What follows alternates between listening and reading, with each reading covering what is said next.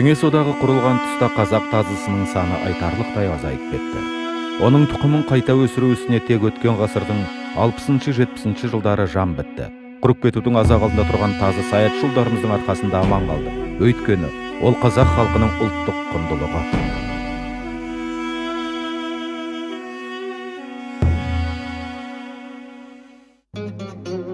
Халқымыз үшін жеті қазынаның бірі болып саналып кеткен ит, оның ішінде тазы ежелден тұрмысымызда ерекше орын алады. Кейбір тарихи, мәдени әфсаналарымызда тазы басты тұлғаға айналған. Бір ауылда асыраған алпауыттар болды.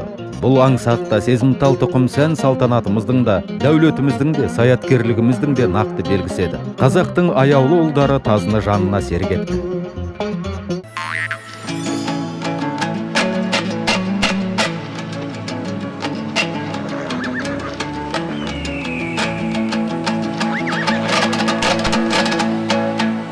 Ау жерге араң бір күт ұшқыры таза бұл жігіттің оған құмара өлір базау өлім көз қоймақ ауыз бір сололуды тағыта алсаң тауып айдың көлдің қоңыр қазын ахахай ахай охохой охой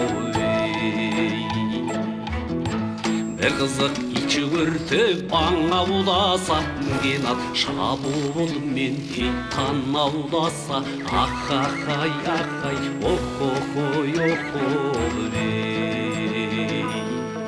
Мынау біздің сарыарқан тұқымдары. Мына иттің атадары, мына Қарағанның тұсында Жұмабек деген ауыл бар. Анарбек деген жылқышы. Осы уақытқа шейін бар ол жігіт. Соның атағы шыққан Құмарлан деген иті болған.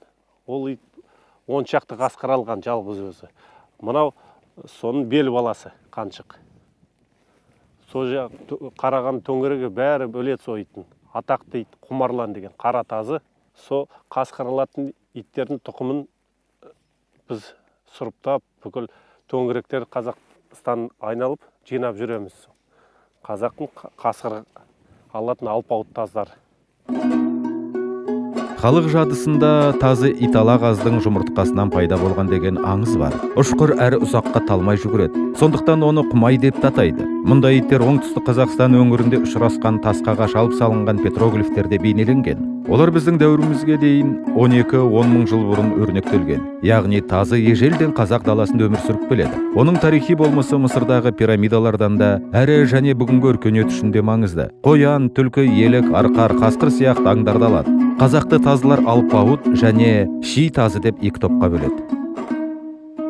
Мынау Жетер деген Қаншық, бір жасқа толмаған. Күшік әлі. Бұл өте жақсы тұқым. Ал ескіден келе жатқан. Ал енді анау жандағы тұрған 4 жасар арлан.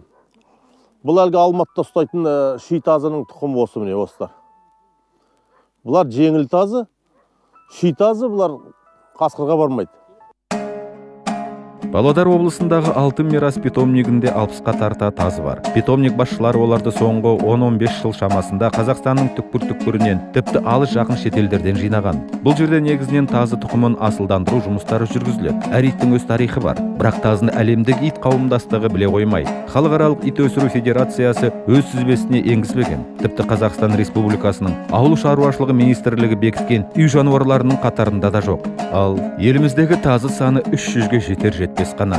Мүмкін мұндай жағдайда тазыны қызыл кітапқа енгізу керек шығар, бірақ оған тек тағыла жатқызылады.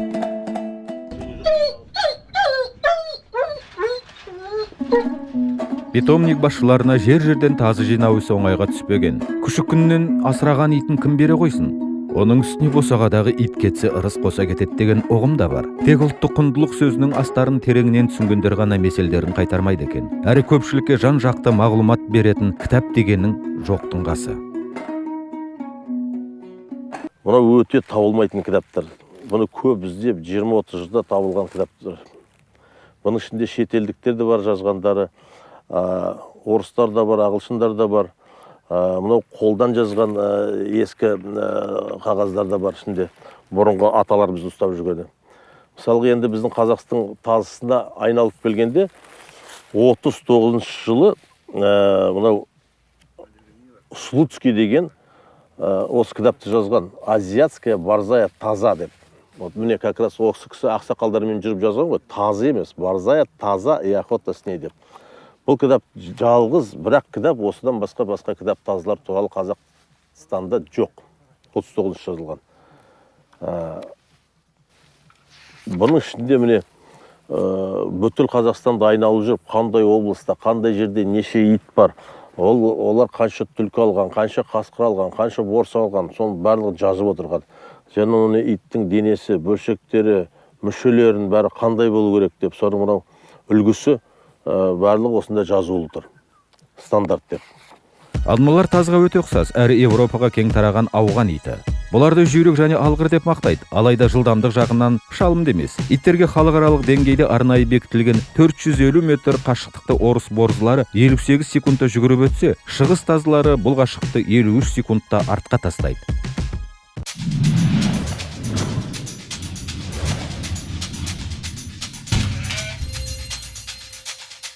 Қазір ең бірінші осы біздің тазыны елге таныту үшін, біздің тазыны жұртқа таза итімізді көрсету үшін ең бірінші жұмыс жасайтын ол құжаттарын жөндеу керек.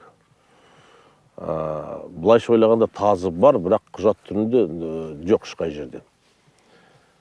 Сонда ең біріншісі мына порода үлгісін алу керек. Оны біз дайындадық, міне көп жыл болды, сонымен ауыл шаруашылық министрлігіне, әділеттік министрлігі барып, соның шешімін таба алмай жүрміз. Өткен ғасырдың 80-ші жылдары Жетісу өңірінен тазы тұқымын Польшаға алып кетеді. Бүгінгі күнде олар құмайды төл иті ретінде тіркеп алу қамын жасауда. Осындай тұста тазыны ұлттық құндылық ретінде бекітіп, оны қазақтікі ету бір күндік жұмыс емес. Ал бұл мәселе облыстық деңгейде шешілмейтін іс. Біздің қолымыздан келетіні құжаттарды рәсімдеу барысына қолғабыс жасау дейді жергілікті өкілетті сала басшысы. Қазір бізде көрші мемлекеттер, әсіресе Россия, өте көп жұмыс жасап отыр. Польшаны алсақ, Польшада да осындай бізге ұқсайтын, осы тазға ұқсайтын иттері бар. Оларды осы породаны тез арада өздеріне бекітуге мүмкіндігі бар. Сондықтан өзіміздегі осы итті тез арада стандарттан өткізіп, ата-бабалардан келе жатқан, қазір міне ары қарай дамитын өзіміздің порода болғанын өте керек деп ойлаймын. Осы ретте қазақтың қымызын немістер, құрт айранын, ашыған көресін жапондар, қазысын өзбектер, көкпар ойынын қырғыздардың патенттеп, иемденіп алған айта кеткен артық етпес. Қазір еш зардабы болмайтындай көрінгенмен, кейінірек дүниежүзілік сауда ұйымына мүшелікке өткен тұста, сол өзіміздің төл тағам түрлері үшін өзгеге ақша төлеуге мәжбүр болатынымызды естен шығармаған жөн.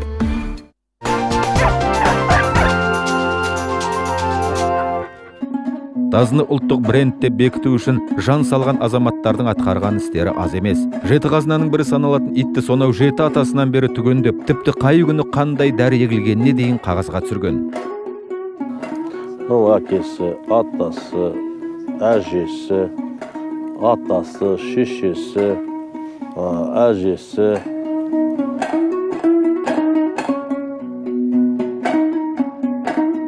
Нағыз қазақтың дала тазы деген осы. Міне бой десеңіз, міне 80 сантиметрге жақындап тұр. Салмағы 50 кило. Ал енді қасқыр алам десе, нағыз осы иттер алады, түседі. Өйткені шама деген бәрі жетіп тұр. Өз жеттігі де атадарынан келіп тұр ғой. Қасқырға салған емес біз. Алласы алдымыздағы күзге апарып қасқырға салып көреміз деп ойымыз бар. Өйткені бұл иттер жеті қазынан бірі ғой атадарымыздың. Ертеден бастап бүкіл аңды алады қасқырға шейін. Егер 17-ші ғасырда Ирландияның Вольфхаунд деген қасқырға түсті десе, ресейліктер 19-ші ғасыр түсті десе, біздің таздар ерте заманнан бастап осы күнге шейін қасқыр алып жүр. Тазының тұқымы айтып келе жатырмыз ғой, өзі өте сирек болса, ал соның ішінде қасқырға түсетін тазы ол жоқ деп айтуға болады. Тұқымдары анадар бір 100 шақты қалса, мынадардың тұқымдары бір 2-3-ге бар шығар бүкіл Қазақстан бойынша. Тоқтар Бексейітов тазы жанашырларының бірі. Павлодар мемлекеттік институтының студенттеріне дәріс оқиды. Алтын мирас питомнигінің құрылтайшыларымен тығыз қарым-қатынаста. Оқу бағдарламасына иттану негіздері атты жаңа пән енгізді. Бұл Қазақстандағы алғашқы қадам. Осы бағытта жаңағы ұлттық өзіміздің жаңағы таза тұқымын ары қарай жаңағы деңгейін көтеру үшін жаңағы осы тазы өсірушілер қауымдастығын құрса осы республикалық деңгейде. Онымен қоса жаңағы негізгі осы шұғылданушылардың бірі осыны ұйымдастырып жүретін жаңағы алтын мирас питомнигін неғұрлым мүмкін мемлекеттік деңгейге көтеріп, оларға жаңағы қолдау көрсетсе, үлкен жетістіктерге жетуші еді. Ұлттық құндылық ретінде қарап, питомникте асылдандырылған тазылар түрлі бәйгелерді топ жарып жүр. Көп ретте көрші мемлекеттерде өтетін халықаралық көрме байқауларға бару қиынға соғады. Тазылардың құжаттары ресми бекітілмеген соң, алыс жақын шетелдерге апару үлкен әбігер тудырады. Бірақ өзімізде өтетін көрмелерде күшіктеріміз көмбе маңынан көрініп жүр дейді тазы жанашырлары. Мынау Ақжібек деген қаншық, міне бірінші басып келе жатыр. Бұның шешесін ерте кездерде Белоруссия Витебскқа белорустар алып кеткен. Сол жақта олар өздері таз ұстайды. Әжептәуір жақсы тазылар бар. Осы күшіктің шешесін Вальда деген со Белоруссиядан әкелдік. Өзіміздің иттерге қосып, содан алған күшігіміз мынау. Бұрынғы мынау Жезқазған жақтың ақ тазылары. Мынау Ақжібек деген жас. Бірінші қар басып жүрген қаншық. Енді ала жасы осыдан да күшік алайық деп отырмыз. Біраз өскөсін, денесін алғасын. Аңға бұл әлі салынған жоқ. Дайындап жүрміз ақырын-ақырын. Үйде ұстап. Денесі, мүшесі бәрі өте түзу, әдемі, ірі, жақсы ит болады. Бұрынғы ескі қазақтың тазылары осы. Мынау Қырпсал деген, бұны Тверден әкелдік. О жақта да орыстың жігіттері тазыларды ұстайды, қазақтың со жақтан келген күшік бұл. Бұл да бір қар басып келе жатқан. Бұл арлан. Мүшесі бәрі, денесі бәрі өте ірі ит болады. Енді 1-2 жылдан кейін денесі толып, өзіміздің әлгі алпауыт тазылар ғой. Әлі екеуі де жас. Енді осы қар түскесін аңға шығатын иттер. Түрлері де бірдей өздерінің. Жан жақтан әкелінсе де. Мынау Белоруссиядан келген, мынау Россиядан келген. Колхоздастыру тұсындағы тұқымы тұздай құри бастаған текті ит қазақты қолдан жасалған ашаршылықтан арашалауға араласты. 90-шы жылдардың басындағы тығырыққа тірелген тұста да елдің несібеден айырмаған тазылар болды.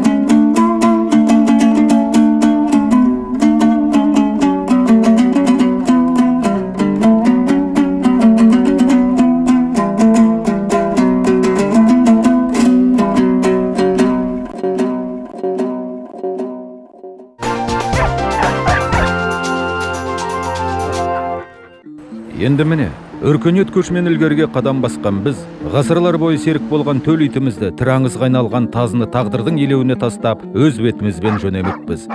Ырысымыз кемімесін десек, ұлт жадысы мен мәдени мұраға айналған тазыны көп ұзатпай ресми тұрғыда рәсімдеген жөн. Бұл шаруаны өкілетті органның иелеріне қалдырғанды мақұл көрдік.